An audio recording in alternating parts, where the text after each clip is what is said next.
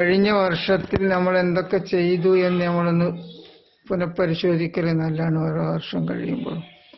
കാരണം നമ്മൾ ഈ വർഷങ്ങളൊക്കെ കഴിയുമ്പോൾ നമ്മൾ മനസ്സിലാക്കേണ്ടത് നമ്മൾ ഖബറിനോട് അടുത്തുകൊണ്ടിരിക്കുകയാണ്. ഖബറിലേക്കാണ് നമ്മൾ അടുത്തുകൊണ്ടിരിക്കുന്നത്. നമ്മളെ വഴിദൂരം കുറഞ്ഞുകൊണ്ടിരിക്കുകയാണ്. അപ്പോൾ നമ്മൾ ഇവിടെ നിന്ന് പോകുമ്പോൾ നമുക്ക് ആഖിറത്തിലേക്ക് എന്തൊക്കെ സംഭവിച്ചു എന്ന് നമ്മൾ ചിന്തിക്കണം.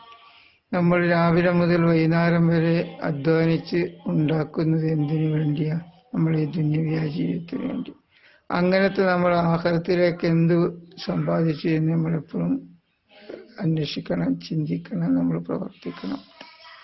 അതുകൊണ്ട് നമ്മുടെ ജീവിതത്തിൽ വല്ല ദോഷങ്ങളും ബുദ്ധിമുട്ടുകളും ഇടങ്ങേറുകളൊക്കെ വന്നിട്ടുണ്ടെങ്കിൽ ക്ഷമിക്കുകയും, അതുപോലെ തന്നെ ദോഷങ്ങളൊക്കെ വന്നിട്ടുണ്ടെങ്കിൽ അള്ളാഹുവിനോട് മാഫി തരുന്നതുകൊണ്ട് അള്ളാഹുവിനോട് പൊറുക്കലിനെ തേടുകയും ചെയ്ത്, പ്രത്യേകിച്ച് പാതിരാ സമയത്ത് തഹജ്ജുദ് നിസ്കരിച്ച് അള്ളാഹുവിനോട് വ്യസനക്കണ്ണീരൊഴുക്കിക്കൊണ്ട് അള്ളാഹുവിനോട് പ്രാർത്ഥിച്ചാൽ തീർച്ചയായും അള്ളാഹു സ്വീകരിക്കും, അള്ളാഹു കൊടുത്തു തരും. അപ്പോൾ അതുകൊണ്ട് ഇനി വരാൻ പോകുന്ന വർഷങ്ങൾ എത്രയൊക്കെയാണ് ആർക്കും പറയാൻ കഴിയും. ഇതുപോലുള്ള വർഷം ആർക്കൊക്കെയാണ് ജീവിക്കാൻ കഴിയുക, ആർക്ക് ആയുസ്സുണ്ടാകുക, ആർക്ക് മരണപ്പെടാൻ അറിയാത്തത് കൊണ്ട് എല്ലാവരും കിട്ടിയ സമയം പാഴാക്കാതെ കിട്ടിയ സമയത്തൊക്കെ ഇബാദത്ത് ചെയ്ത് പൊറുക്കലിനെ തേടി അള്ളാഹുവിലേക്ക് മടങ്ങാൻ വേണ്ടി ശ്രമിക്കുക. അള്ളാഹു നമ്മുടെ ഭാവി ജീവിതം നന്നാക്കി പെരുമാറാവട്ടെ എന്ന് ഞാൻ ദുആ ചെയ്തുകൊണ്ട് ഈ കൊല്ലാശംസ എല്ലാവിധ ആശംസകളും നേരുന്നു. അസ്സലാമു അലൈക്കും.